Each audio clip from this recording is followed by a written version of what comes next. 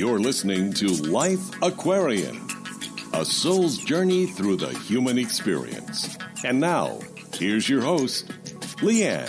Hi everybody, welcome back to another episode of Life Aquarian. This is Leanne, and I am so excited to be sharing the conversation that I recently had with the incredible Africa Archield, a transformational coach, teacher, technical guru, and spiritual guide. Africa opens up about one of the most difficult moments in her life and how she was able to transmute that unimaginable pain into joy, healing, and purpose. Africa is also going to be sharing some actionable steps for tapping into the energy of manifestation, and she has an exclusive offer just for Life Aquarian listeners that she is going to be sharing at the end of the show. Without any further ado, here's my conversation with Africa. Welcome to the show, Africa. We met in the business world, working for the same client, and something that you and I have uniquely in common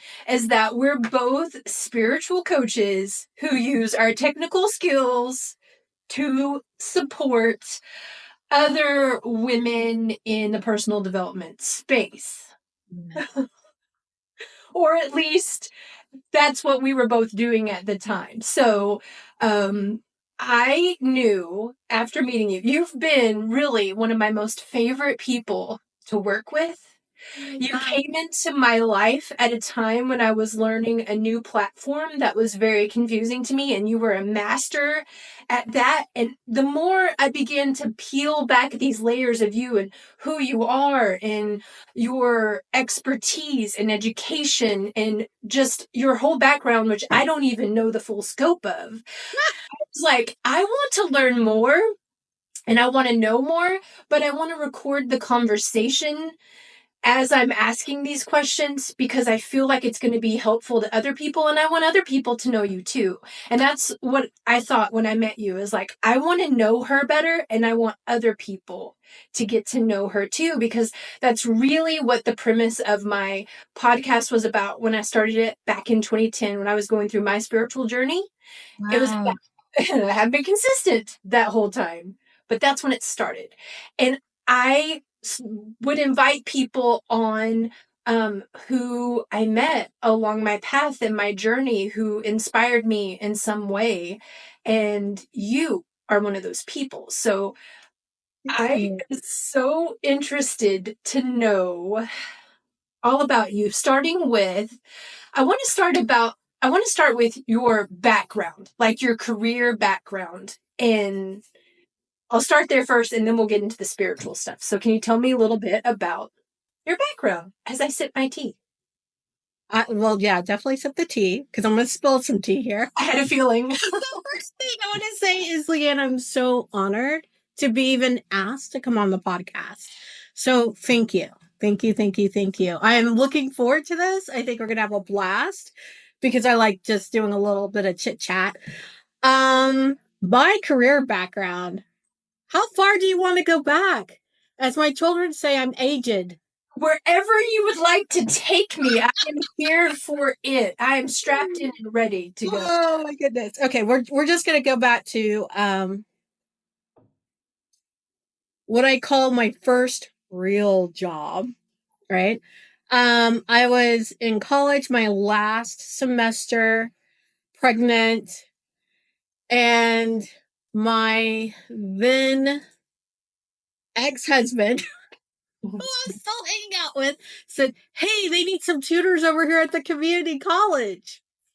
And he goes, you're really good at tutoring people. So I waddle in there, and I'm thinking, this lady isn't going to hire me. She did hire me. And I immediately, as she said, yeah, I want you to start da-da-da, I went right in the office, out cold. I needed sugar because I was pregnant and I hadn't eaten all day.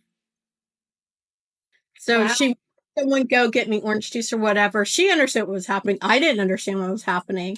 She's like, you need to consistently eat. And I was like, oh. So I started working there. The head of the department wanted me to essentially become a teaching assistant for her, a TA. And so that spring, I was TAing classes. I was working as a tutor. And that fall, I just graduated from college. That fall, I started teaching. I taught Wow. ed for 25 years. Now, what did you teach? I taught, what didn't I teach?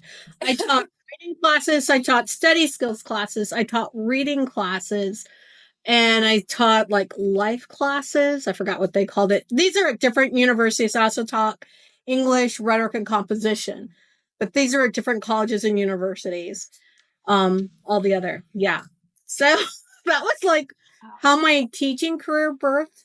And that's really where that came from. Uh, the technical stuff also kind of happened. It coincided. I had been programming with punch cards when I was in 7th grade. So like way, way, way back when. And then by the time I was, now teaching at the community college, they were opening up a computer lab. And so I helped with the computer lab. And so I just got more and more involved in the tech. And then at a different community college, I ran all the community computer labs for a campus. I was in charge of all the techs. And I just kept with that technical expertise. I would go and wire other people's houses and stuff like that to set their computer networks and different companies. I just became like a tech geek. So that all kind of went together. And then because at the community college, you're never, or really when you teach, it's hard to get a full-time job teaching in higher ed. Don't know why, it just is. I think it's just enrollment. So it's better to keep everyone part-time. So you're always doing something else, right? Okay. So for me, I was teaching, I was doing some random tech stuff. And then my father got into mortgages. So I was in the mortgages for over 10 years. I did not even know that about you. Yeah. So I did, obviously, just your basic, I want to buy a house kind of thing, as well as I want home equity, helping clients get business credit and business commercial deals and all sorts of things. So yeah, that's kind of what I would call my working career.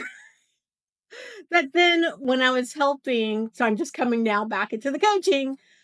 One day I was helping this lady set up her mortgage office. She was new into town and she heard I was a person to get help getting set up. I was really good with the regulators. I was friends with a lot of regulators at the state level. So I'd help people with audits and stuff like that, set up their systems. And I got her all set up. And then she was talking to me and she's like, you know what? I think you need to coach me and my husband. I was like, what? What's a coach? What are you talking about, lady? She's like, no, we're having some problems. I think you need to coach us. Wow. And so I was like, I don't even know what she's talking about. She's like, but you're really good at talking to people and helping them with their problems. I've watched you do it all this time. And I'm like, are you saying I could get paid for helping people work through stuff like this? She's like, yeah, we're going to pay you. I was like, I found my passion. I found where I belong. And that's when I started coaching. And it flowed from there. But I just didn't even know that's something people paid for. I just thought that's, they didn't need a psychologist or a psychiatrist or a social worker. They just need someone to listen and help them move through things, talk better together. And so I started coaching. And I'm still friends with this lady till today. She is now like my best friend. Oh, that is so cool. So when did you start to really tap into your spiritual and intuitive gifts? I forgot to turn my phone off. I'm going to do that now. When did you start tapping into that? Okay, so understand that I am in a family of ministers. My grandfather had a huge church. My father now is pastor of that church. My uncle had his own church. That's just the one side of the family. My parents divorced when I was 6 months old. So the other side of the family is evangelical. Mm. Okay. So, and I went to Catholic school. It's like I get this whole mix. But I would say the first time I can remember tapping into something that I didn't quite know what it was, I was probably like 4 or 5. And I think for whatever reason, my mother got invited to something like a seance. And she took me because another lady who invited her was taking her daughter. And we were just playing, but we both were just like, I think we both felt something, but we didn't know what it was. Mm. And after that, my mother didn't talk to that lady, and I wasn't allowed to talk to that little girl. But that's here nor there. So whatever happened probably spooked her too.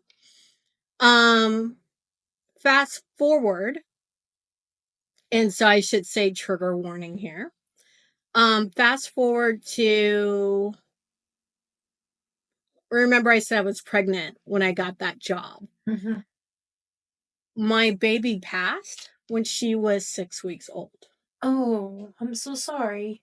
Which made me angry. So prior to that, I did I had, when my first husband and I were married, we were very earth-based, pagan, and so there was some tapping in there. But then after my first child passed, I was so angry that I would say, even though I had another child in this time period, it took me almost 10 years to not be angry. And during that time is where I really tapped into intuition, where I really had to find what I would say at that point was God again and reform a relationship. What I would now say is I finally completely linked into the divine, linked in with the universe, and started to see things differently. And that's literally what brought me out of depression, was that linkage. And my whole growth journey really started from there. That's where I would say I was fully tapped in. Doesn't mean that I didn't get untapped at times, because life, you can kind of lose your way and being aligned. But that was a moment coming out of that fog of that anger and depression to, oh, life can be different. Oh, I can make a choice about how life is manifesting around me. And that was really powerful. And that's when I truly would say that's when my journey began.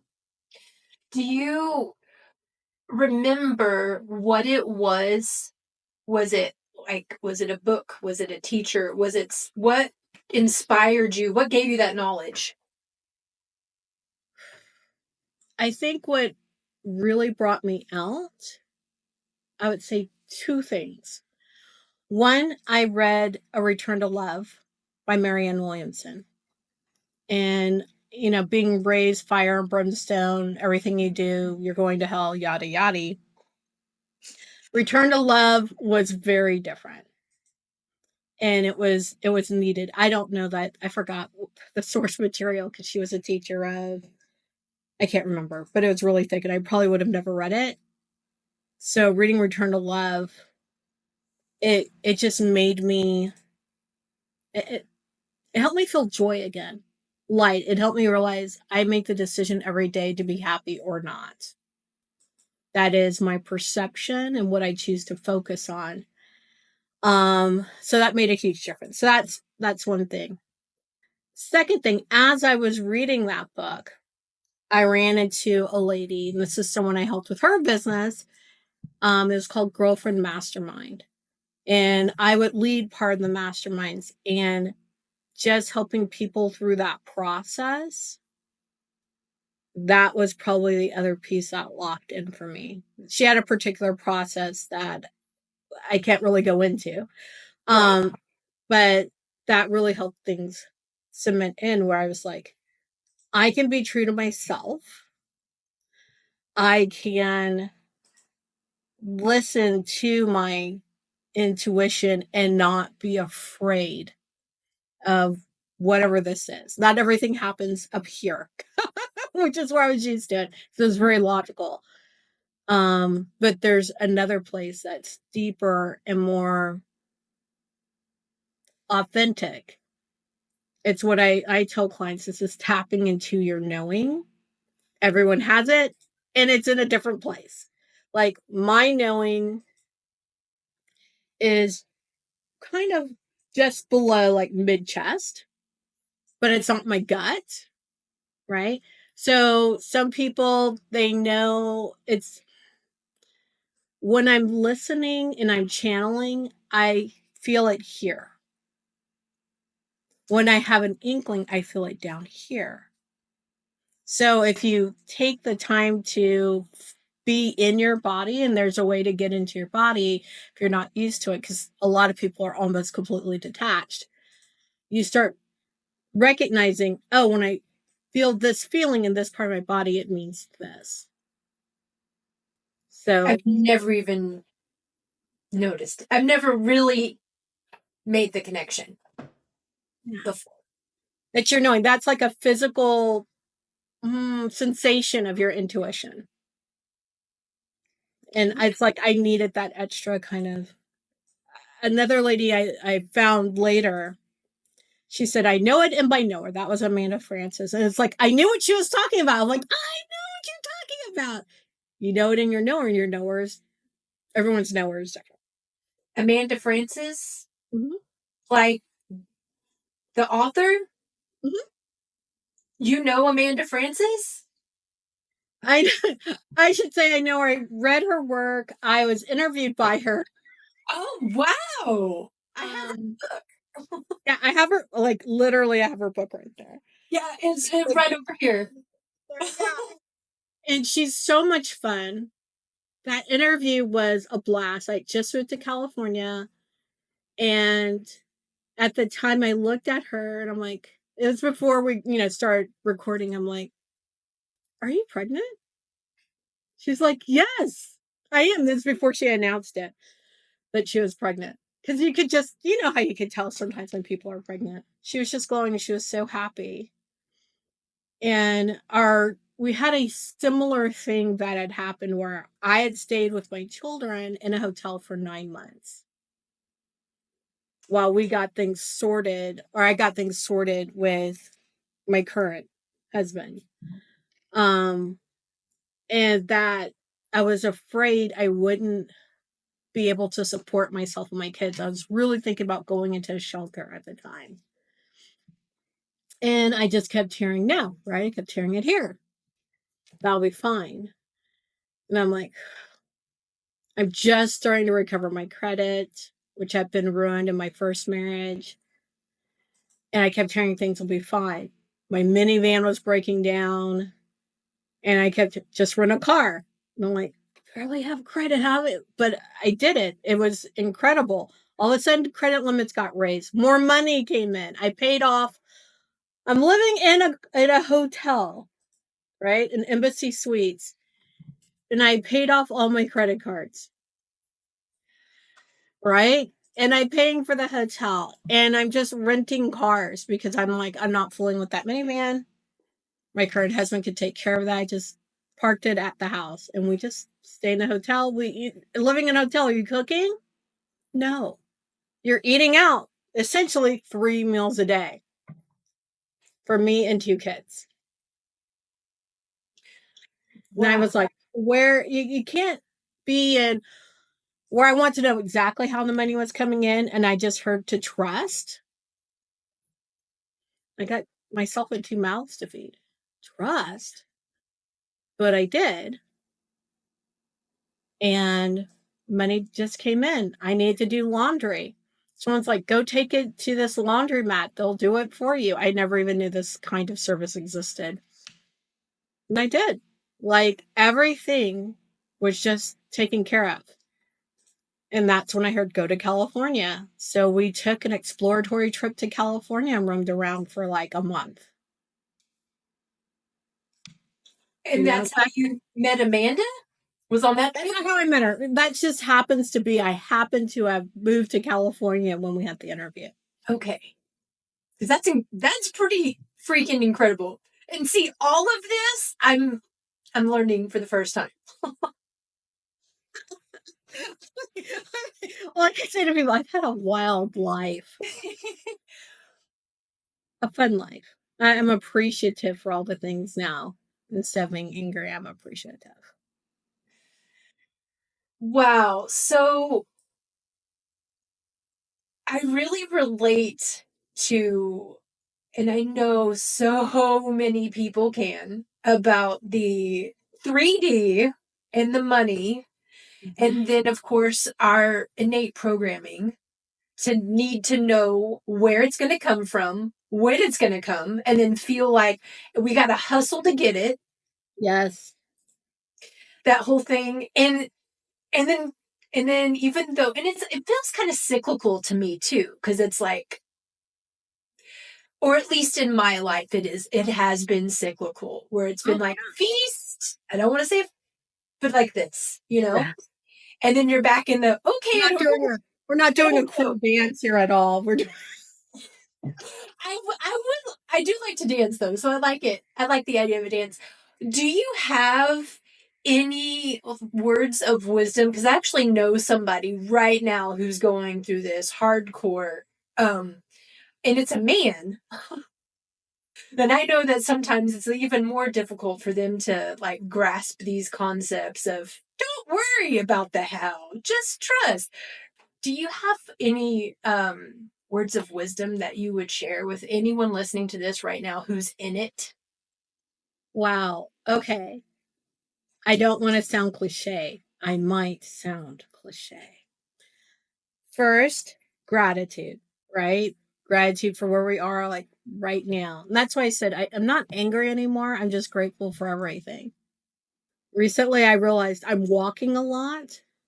My knee used to make it to where I couldn't even get a couple of blocks without having to sit down or it would just kind of blow up. And it's fine now. And I can walk a mile without a problem. Like to me, that's huge. I know people who walk much further, but I'm so grateful I'm able to do that now.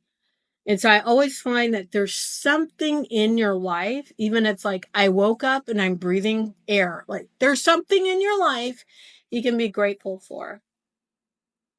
And I think the most there's two other things I want to say. One, you've put in the order, essentially. Like you went to the deli in the sky. You put in the order. I think it's Neil Walsh that says that. Um, you put in the order. You're not worried that it's not going to come back. Like you put in for, ham and cheese. You're not worried it's going to come back a Reuben. It's going to come back ham and cheese because that's what you put in the order for. And you don't worry about it. You just sit down and wait for the order to come. Right. And so that's the other thing. Whatever it is that you want, you don't want money. No one actually really, really, really wants, I should say no one.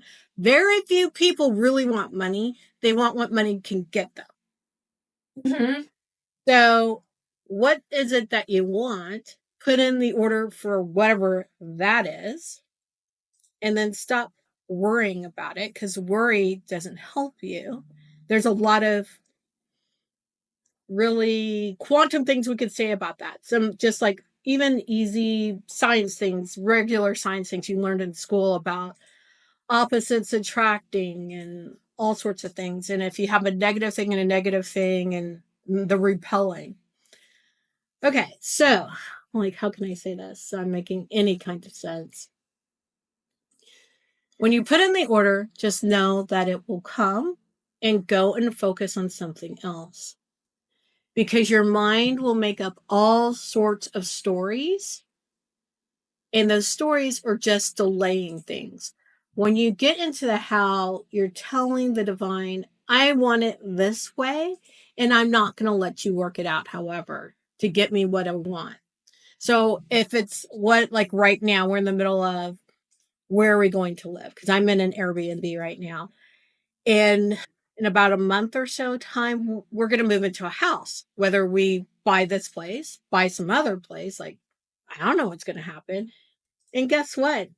I don't have to deal with the how. I've already put in the order for this is the kind of housing situation that I want. This is what I want my kids to have, et cetera, et cetera. it's very easy, especially when buying a home, because I've done mortgages, to hyperfixate on, we need this much money for this and this and that and that and this. And I know that's going to be taken care of. I don't need to worry about that. And I really almost, I won't say sabotage myself, but rather take myself down another little merry path that maybe I didn't want to go down. Right? Which is what we do. It's not that we don't get to our destination or we mess things. We create diversions or side quests for ourselves to go on. I don't want a side quest right now. Right? So I realized, put in the order. I'm being told over and over again, stop worrying about the house. So I stopped. They're like, oh, and by the way, we have these other things we need you to do. You need to build out your coaching community. You need to build out this platform. You need to da-da-da-da-da, right? On down the road. I'm like, but then don't worry about that. It's being taken care of. You put in your order. So if you put in worry over there, you distort what's wanted. I think I can say it this way. Whatever has the strongest emotional resonance is typically what you get. So desperation, because you're worried about what's going to happen that's wrong, is going to get you what's going to be quote unquote wrong. So if you're going to worry about something which has a strong emotional resonance, make that worry about it being wonderful, right? But but what I find is, I'm just saying, is really effective is if you get to the point of, I've envisioned what I wanted. It's very clear in my mind. I feel the feelings of all of those wonderful things. And now I no longer worry about it because it is mine. It's flowing into the 3D. I don't have to worry. That's the whole thing. And then you go do something else. And I almost think that I've been giving all these other things to do as a distraction so I don't get focused over here with the home, so that I can stay moving forward. And that's, I think, is probably the bigger thing, is your perception of what is happening. So if you perceive it to be a catastrophe, the universe, the divine, quote unquote, the 3D wants to come together and bring that to light for you so that you can be right. Right? That's you. That the universe just reorganizes things to support you. And I think the part that gets left out is it supports you in whatever it is that you're trying to project on it. So your worry projects.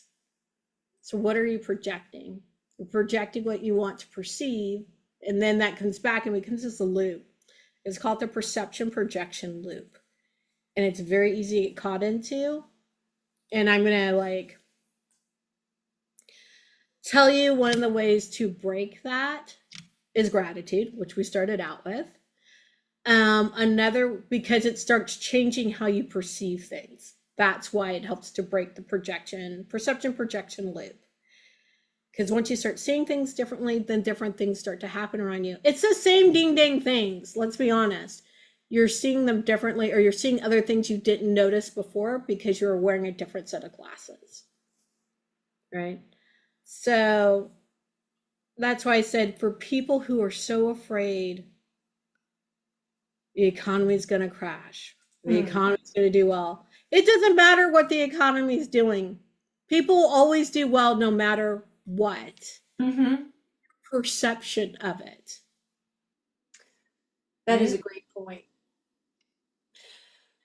That is a really good point. I was going to ask you this too. This came up. Well, so many things I'm curious about. Let's go back to your spiritual gifts, because I know that you are into astrology too, right? Like you keep up with what's going on in the cosmos and the things. Yeah.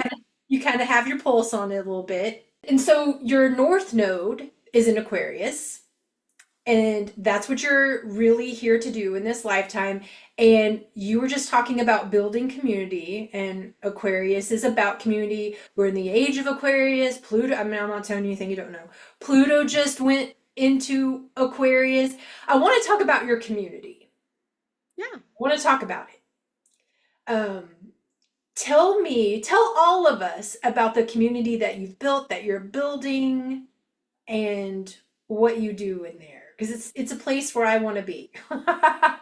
The community. So it's a coaching community, and I think it's very plainly named Africa's Coaching Community. It's there's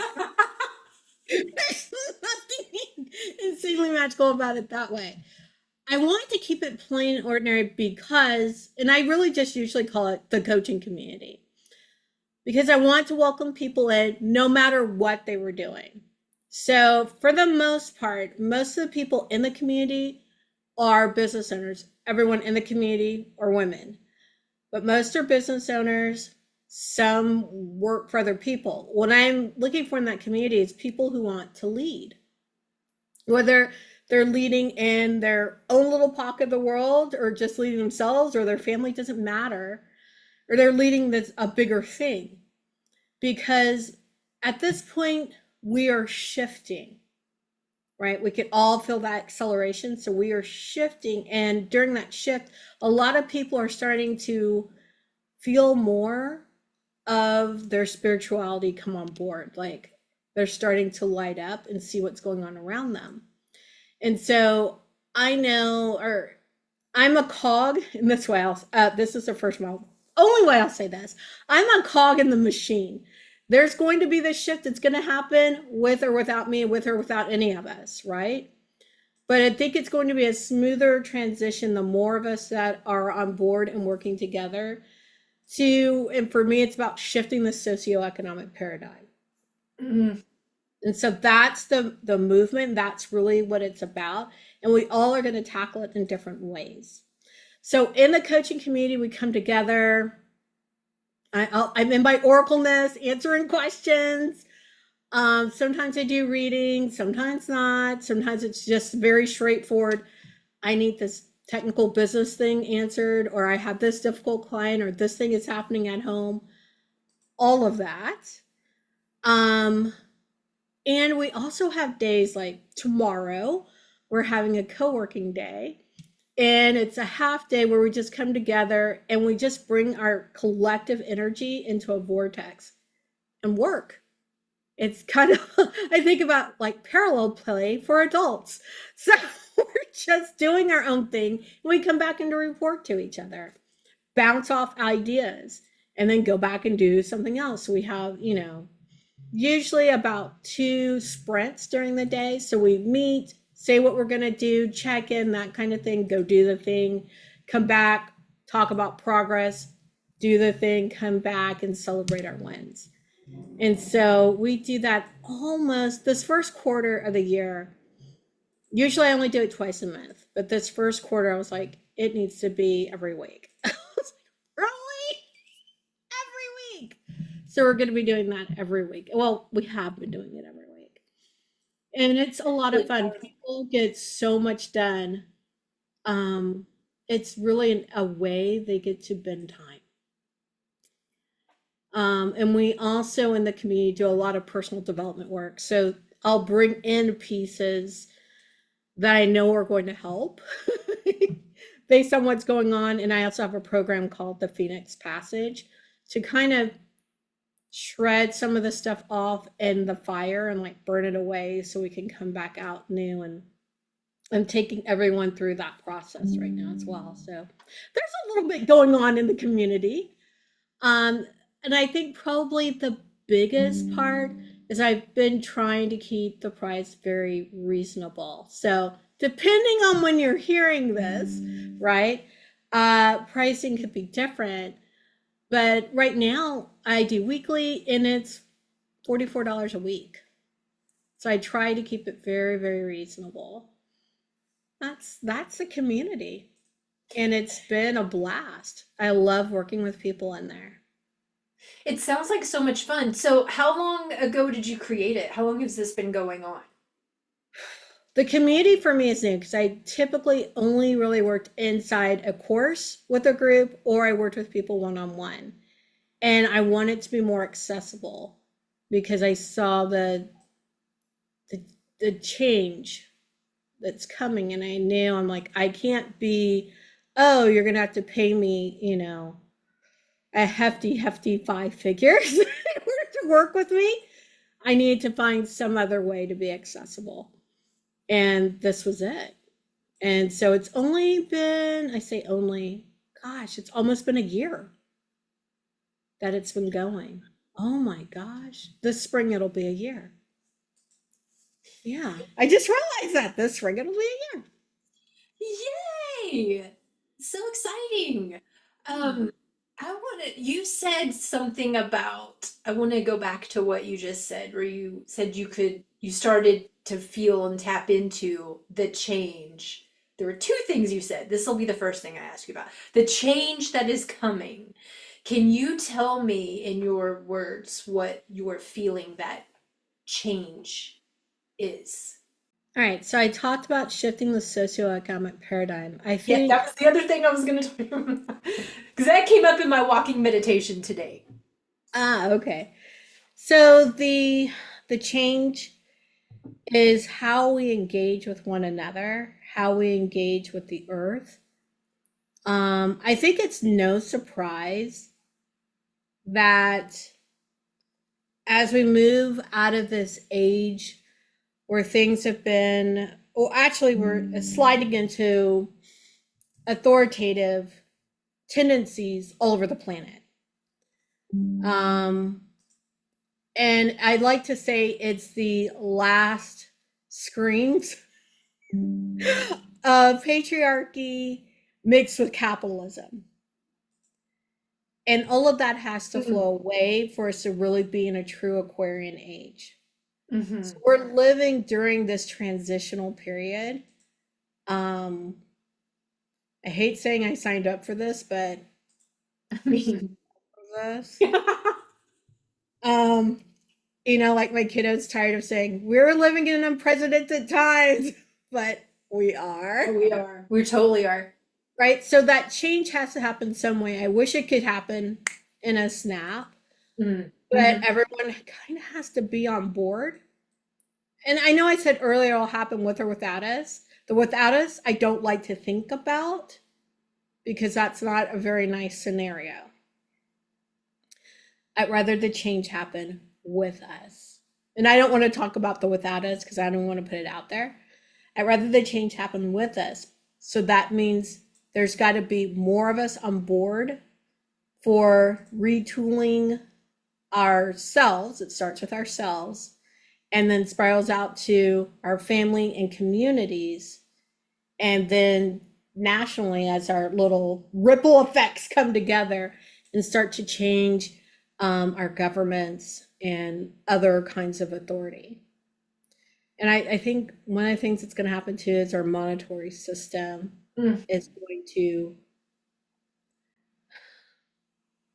let me hear how I'm going to, how do I need to say this? A lot. In fact, I don't know of a monetary system that's not fiat at this moment. And that just could be my ignorance. But they all operate on fiat systems. I don't even know what that means. Oh, sorry. So fiat system. So I know when this is the fiat I know. When I was little, I thought the US dollar was backed by gold. Like there was gold at Fort Knox. And so we could only have so much money because there's only so much gold. Right? This is why I thought when I was little. Way before I was born, way before most of us was born, we moved to a fiat system, which is just the full faith and trust. Our money's backed by nothing. It's all made up. Right? That's the reality. It's all made up. And all the money in the world is essentially all made up. It's all, like I said, I can't think of one that doesn't operate off a fiat system, which is just the full faith and trust of whoever's printing the money. It's all backed by nothing. So if you look at money that way, just like circling back, if you look at that money that way, that it's just made up paper, like, ooh, I almost forgot that candle was lit. That would have been bad. Okay. I just made up paper like this. That's all it is. I could give this to you and call it money, and my full faith and trust, it means XYZ. And if everyone was using the sticky note, we would be really clingy to our sticky notes instead of to a dollar bill. It's all made up. I want to say it's all made up and the points don't matter, but that's a different show. Well, yeah, it's pixels on the screen. Just a bunch of, it's just energy anyway. A message that came through for me this week, I was meditating and I was thinking about money, a bunch of money coming in. And then I was thinking about if I had all this money, and I started thinking about interest I would make on money in my account. And then it was like, slam the brakes. Yeah. No more. I was like, no, that's not going to be the way going forward. Interest in an account, that's not going to be how it's done. That's going away. I just felt like it was like, don't count on that, sweet pea. Invest in and what is it? I was telling my group the other day, like you had that, and I had that we have to build networks, local networks. Most of the people I know are online, right? Because I've just been in this running the online streets for so long. But there's that build your local network. Build the local network, because maybe it's too many 80s movies, right? But being born in the, coming up in the 80s or whatever, because I wasn't born in the 80s. All this post-apocalyptic stuff of things just going down.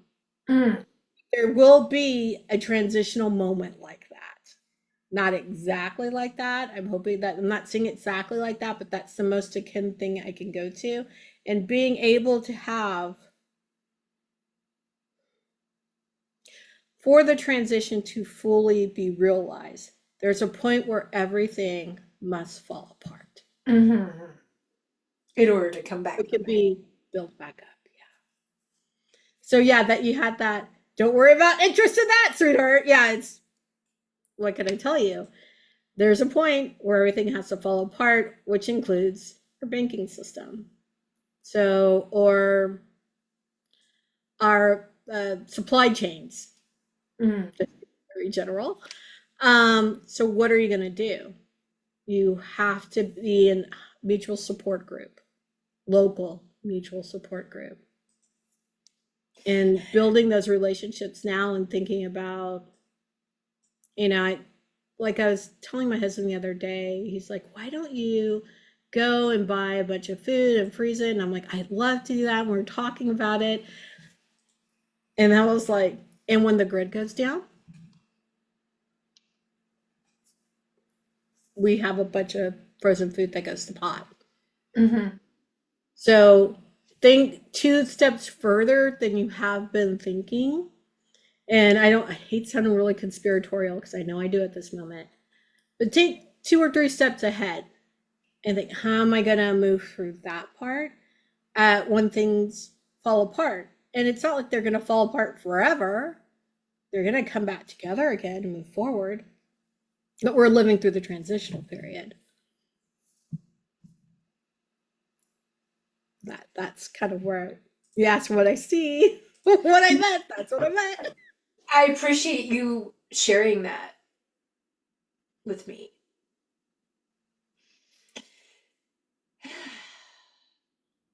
It's nothing to be feared. It's just something to be aware of. I found also in my notes the other day, like on January 5th, I had just written something like, a storm is coming. Be aware of it, but don't get caught in it.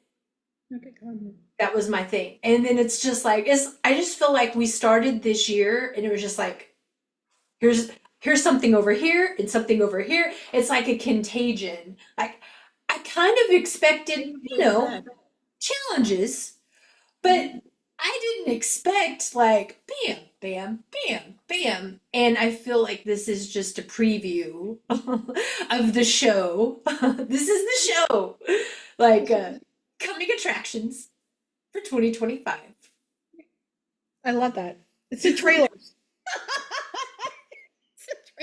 Yes, and community is definitely something. I was saying this like in December or whatever, that I was feeling like community is going to be one of the big things this year. Because really it's about us, coming together. There's so much strength in numbers. Ooh. I have one last question, businessy sort of, business spiritual mindset question. I love the question. Yes. Oh, we could be here all day, but I'm going to wrap this up soon because I know I could be here with you all day. So when you started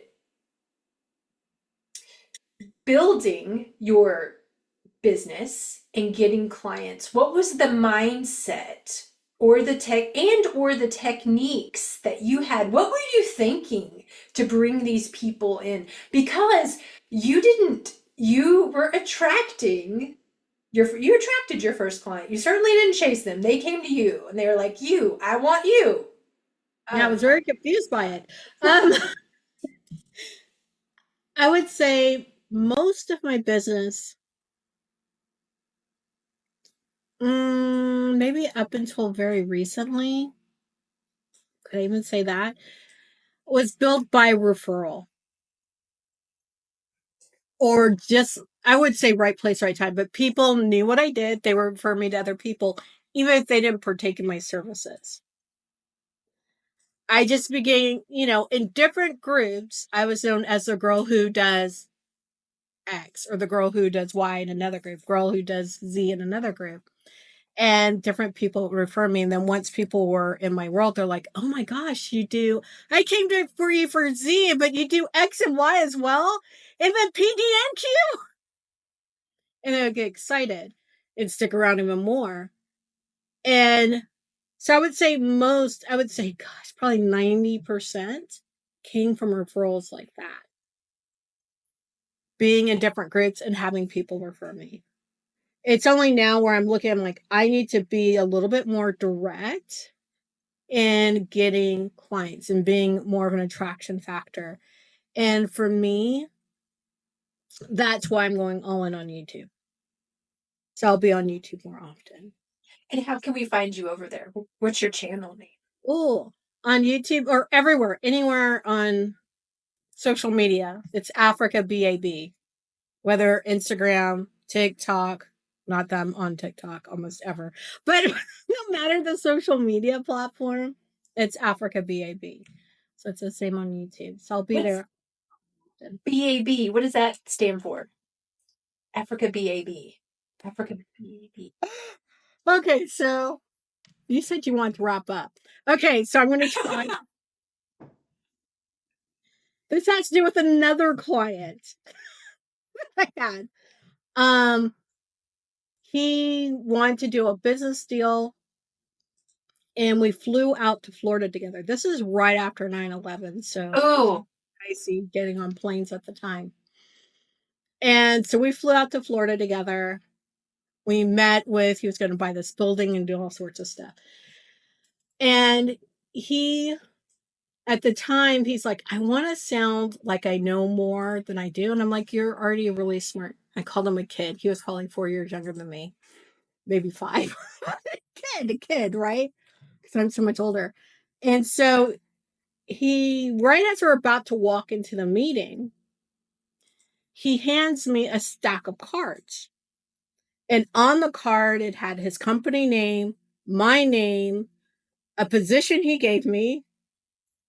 But after my name, instead of comma MA, because at the time I had a master's degree, it said comma BAB. And I'm like, what the heck is that? But we went to the meeting, I looked over the negotiations. I was doing the financing part of it. And when we left and we're eating lunch, I'm like, what is this? And he's like, remember that story you told me about the guy you worked with at the community college and he didn't have a degree?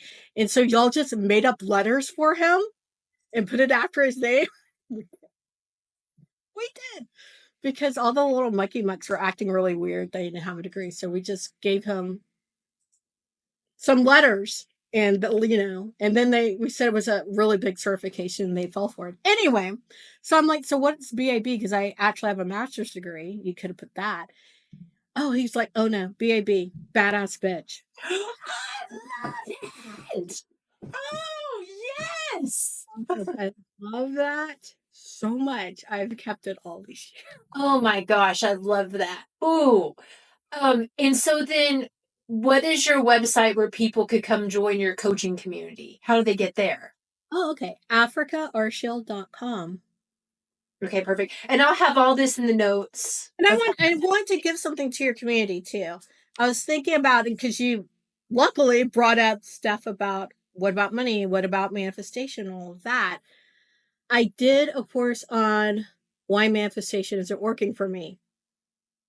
Ooh. So if you go to africaarchield.com/manifest, you can check that out. If you use the coupon code Aquarian, you get $10 off, which means instead of $27, so it's not a lot anyway, you get it for $17. Ooh. So it'll be the first 100 folks that use the code, so use it now, right? It's I love that course. But I go very much into why it isn't working, which you only kind of care about why it isn't working. But what to do to make it work is probably way more important. And I get into that 2 ways to make it work. And we already talked about gratitude, which I don't talk about in the course. I talk about 2 other ways that are for people who are very logical. It helps your logical brain get around manifestation. Ooh, so many people need that course. So many people need it. And I know that people I'm connected to are also coaches. And I think it's helpful to be able to know how to coach people who are in that logical brain mindset. I just have one more. There's this other question I wanted to ask you too. Now learning about your background in mortgages and stuff, I wanted to ask you this. Do you think, I'm trying to think of how to ask this, because homes, right? There's this idea that there are a lot of wealthy people who aren't even buying homes anymore. They're just not doing it. They're saying it's not even a good investment anymore. What do you think about that? Do you think that that is true, or is it still viable to buy a home? Oh, that's a good question. So one of an old mentor of mine, God, when I say old, was my kid 2, and now he's 15. So 13 years ago, maybe 13 years ago, I was in a course taught by Ramit Sethi. That's who I'm talking about. Oh my gosh, you know everyone. And he started cussing up a storm. It was hysterical. And then he saw my kid run by. It's like, oh my God. I'm like, dude, he can't hear you. I'm wearing headphones. And you didn't say anything I don't say. Anyway, I agree with him from the premise he's coming from. So he's like, if you're not going to be in the house more than 5 years, why are you buying it? Because you're wasting money when it comes down to all the transaction fees. Mm-hmm. So that's one reason I absolutely agree with him. If you're not that person who can count in all the phantom costs of owning a home, the first time I bought with my current husband, we bought the house, and maybe 5 months later, the refrigerator went out, and then the dryer went out, and then maybe 6 months later, the oven, the microwave, the garbage disposal. Wow. The roof needed to be redone. Like everything within that first year and a half, it was just crazy the amount of money we're spending on different things. And you think, but I'm going to buy a new house. It really doesn't matter. Things are going to happen. So it's not, when the mortgage company says you need so much in reserves, which is how much they like to see that you have in savings after the transaction's done. that's nice because it's going to be gone. Like you're going to use it probably in the first few years of owning your home. Different things are going to happen, or you're going to want to remodel something, right? The only way to recoup all that typically is to live in the home for more than 5 years.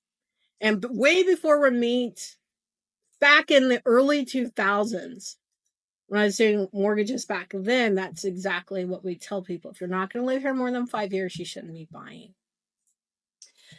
So that's just the truth of the matter. And you cannot guarantee that your house will be worth more than it is when you buy it. I think we've seen evidence of that, especially in 2008.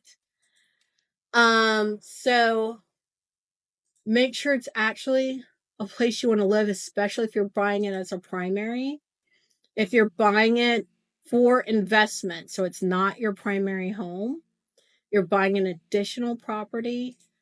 Unless you're going to fix and flip it and know that you can incur all those transaction fees and whatever amount it is to fix up, et cetera, then you're going to be keeping it really as a rental. And then you have those same maintenance things that happen in your personal home are going to happen in the rental too. So you got to make sure you can account for that. So it's just the truth. It's the truth of home ownership. So if you don't like all that, rent. Bounce around from Airbnb to Airbnb. I mean, we've done that for almost a year. So Thank you. I'm like glad that a year. Yeah. Wow. And I know that has its own challenges too. But if you're, I mean, like I said, I lived in a hotel for 9 months. It can happen. And sometimes that's better because again, you don't have to worry about it. When we had our huge freeze in Texas and no people didn't have electricity, I was living in a hotel. And guess what? They had backup generators. Wow.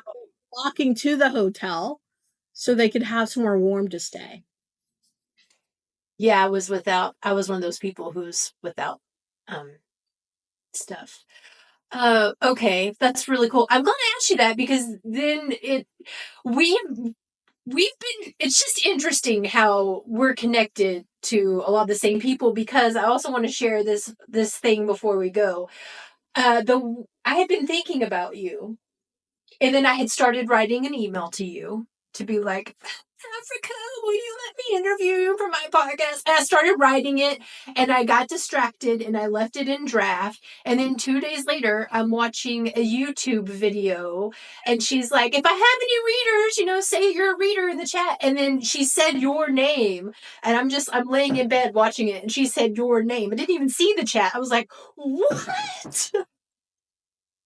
Crazy. So then I'm like, okay, I'm reaching out. I'm sending the message. I'm not leaving it in draft. This is definitely the universe saying, talk to her now. And it's so cool how something. It's just really cool.